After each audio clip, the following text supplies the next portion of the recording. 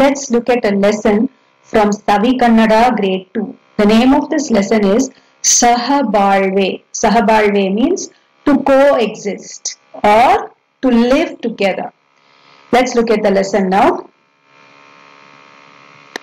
ಒಂದು ದಟ್ಟವಾದ ಕಾಡು, one thick forest.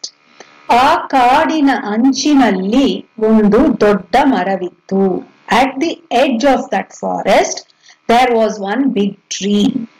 ಅಜ್ಜಿಯೊಬ್ಬಳು ಒಣಕಟ್ಟಿಗೆ ಆರಿಸುತ್ತಾ ಆ ಮರದ ಕೆಳಗೆ ಬಂದಳು. One old woman or one grandmother, she was collecting all the dry sticks and twigs that had fallen down, and she came below the tree. ಆಗ ಊಟದ ಸಮಯ, and that time it was lunch time. ಅಜ್ಜಿ ಆ ಮರದ ಕೆಳಗೆ ಕುಳಿತು ತನ್ನ ಊಟದ ಬುತ್ತಿಯನ್ನು ಬಿಚ್ಚಿದಳು. So grandmother, she sat under that tree and she opened her bundle of food. ಇದನ್ನು ಗಮನಿಸಿದ ಅಳಿಲು, ಕಾಗೆ, ಗುಬ್ಬಚ್ಚಿ, ಕೋತಿಗಳು ಎಂದಿನಂತೆ ಅಜ್ಜಿಯ ಬಳಿಗೆ ಬಂದವು. So this was observed by a few animals and birds, like Alilu means squirrel, Kage is crow, Gubbachi is sparrow, and Koti is monkey. So they saw this, and as usual, they came near the grandmother. ಅಜ್ಜಿಯನ್ನೇ ಪ್ರೀತಿಯಿಂದ ನೋಡುತ್ತಿದ್ದವು, and they were looking at that grandmother with lot of love. ಇವೆಲ್ಲವನ್ನು ನೋಡಿ ಅಜ್ಜಿಯ ನಾಯಿ ಖುಷಿಯಿಂದ ಬಾಲವಾಡಿಸುತ್ತಿತ್ತು. This grandmother, she had a dog.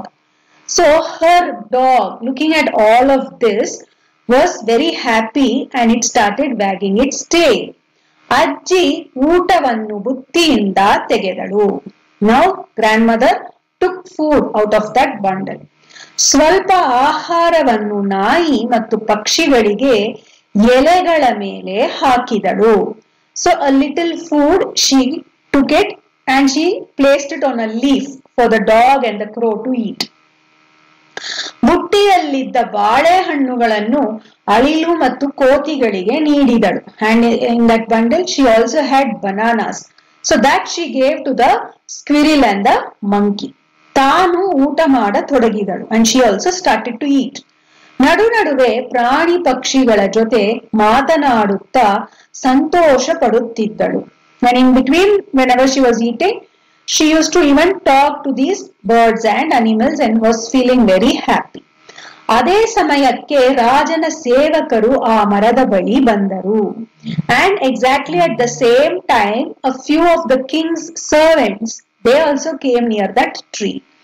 ತಾವು ತಂದ ಊಟದ ಬುತ್ತಿಯನ್ನು ಬಿಚ್ಚಿದರು. And they also opened their bundle of food.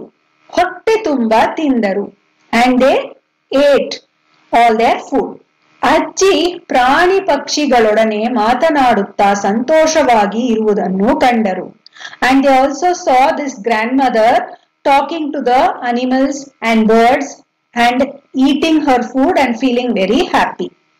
ಒಬ್ಬ ಸೇವಕ ಅಜ್ಜಿಯನ್ನು ನೋಡಿ, ಇವಳಿಗೆ ಸರಿಯಾಗಿ ಹೊಟ್ಟೆಗೆ ಊಟವಿಲ್ಲ, ಕಟ್ಟಿಗೆ ಮಾರಿಕೊಂಡು ಜೀವಿಸುತ್ತಿದ್ದಾಳೆ, ಅಂತಹದರಲ್ಲಿ ದೊಡ್ಡ ದಾನಿಯಂತೆ ಪ್ರಾಣಿ ಪಕ್ಷಿಗಳಿಗೆ ಊಟ ಹಾಕುತ್ತಿದ್ದಾಳೆ ಎಂದು ಗೇಲಿ ಮಾಡಿದನು.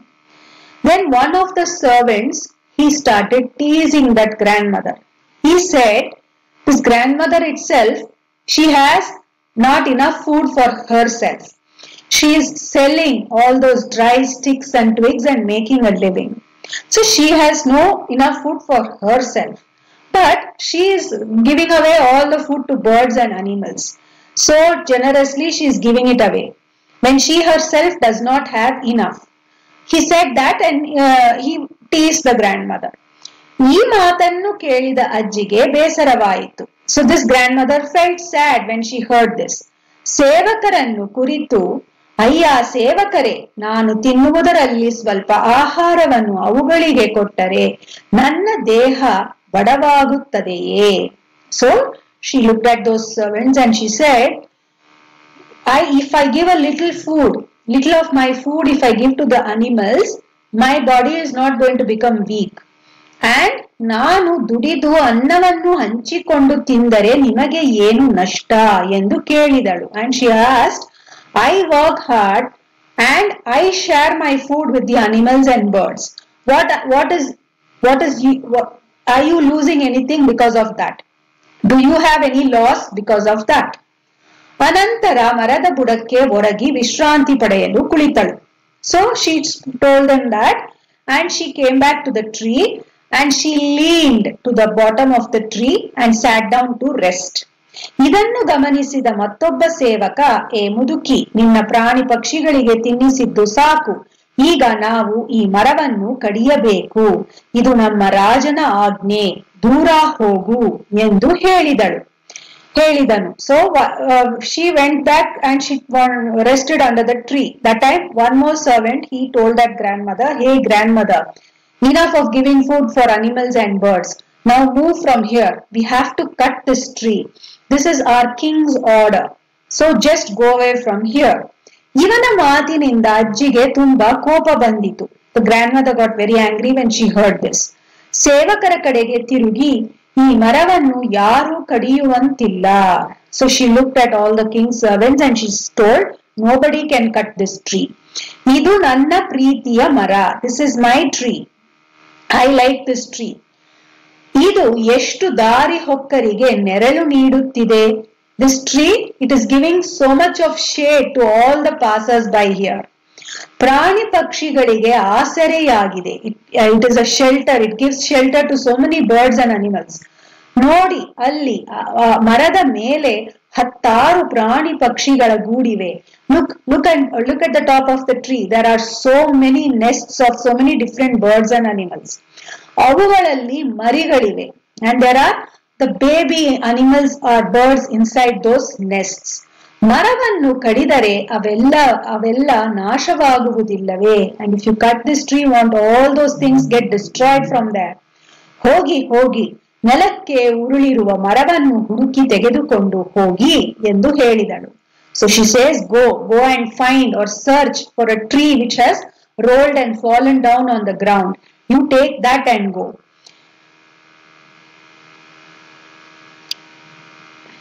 ಅಜ್ಜಿ ಕೋಪದಿಂದ ಮಾತನಾಡುತ್ತಿರುವುದನ್ನು ಕಂಡು ಕಾಗೆಗಳು, ಕೋತಿಗಳು ಸೇವಕರನ್ನು ಸುತ್ತುವರಿದವು. So this grandmother, she was talking so angrily to all the servants. The crows and the monkeys, they watched this and they thought that the servants are troubling the grandmother and they surrounded the servants. ಕೋತಿಗಳು ಸೇವಕರನ್ನು ಪರಚಲು ಹೋದವು.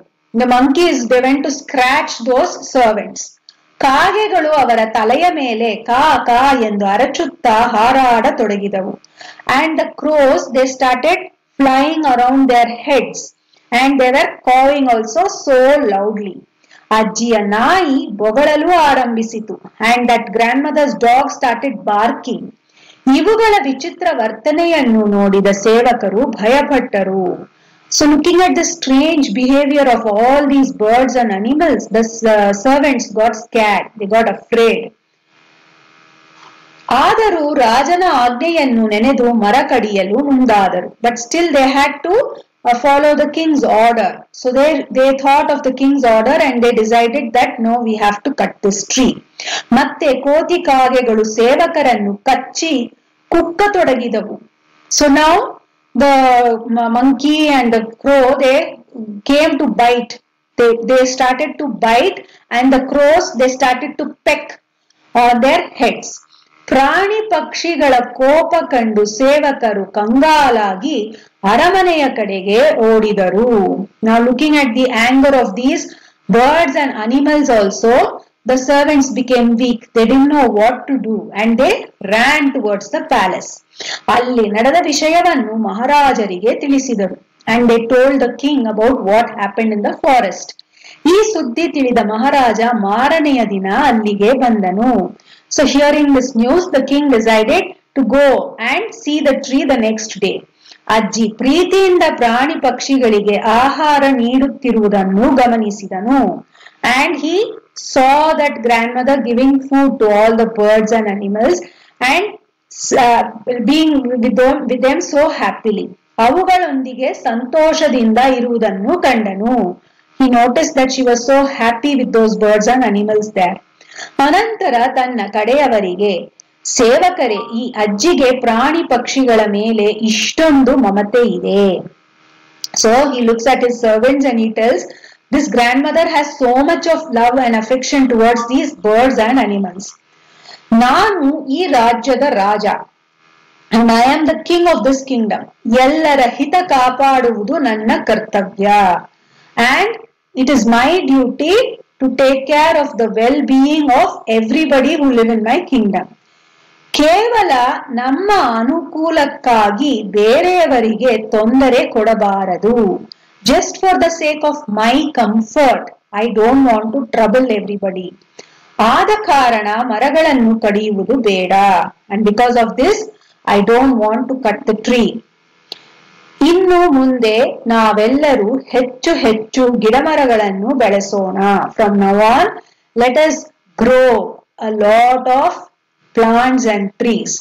ಪ್ರಾಣಿ ಪಕ್ಷಿಗಳನ್ನು ರಕ್ಷಿಸೋಣ. Let us protect the birds and animals. ಎಲ್ಲರೂ ಬನ್ನಿ, ಅರಮನೆಗೆ ಹಿಂತಿರುಗಿ ಹೋಗೋಣ. All of you come, let us return back to the palace. ಎಂದು ಹೇಳಿ ಹೊರಟನು. So he told this and he returned back. So what did we learn from this lesson? ಎಲ್ಲರಿಗೂ ಪರಿಸರದಲ್ಲಿ ಸಮಾನವಾಗಿ ಬದುಕುವ ಅವಕಾಶವಿದೆ. ಅವಕಾಶ means opportunity, ಬದುಕು means to live. Samana is equally. Ellaru is all. So all of them should have equal opportunities to live in this world. Be it an animal or a bird or a plant or a human being. All of us have equal opportunities and right to live in this world. So we cannot just go on cutting trees and hurting birds and animals because we feel comfortable. For our comfort, we should not trouble anybody else. So that is the lesson, Sahabalve.